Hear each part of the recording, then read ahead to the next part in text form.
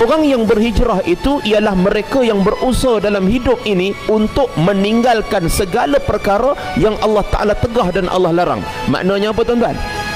Usaha kita untuk jadi hamba Allah yang terbaik, itu hijrah. Dan usaha kita untuk menjadi hamba Allah Ta'ala yang terbaik, itu hijrah.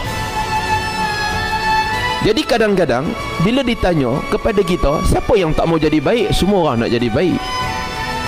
Dan kadang tekad dan azam kita tu, kalau kita senaraikan, kira-kira kalau senarai tengok-tengok tuan-tuan, apa yang kita nak berubah tu, kira tahun tu kita boleh jadi wali dah tuan.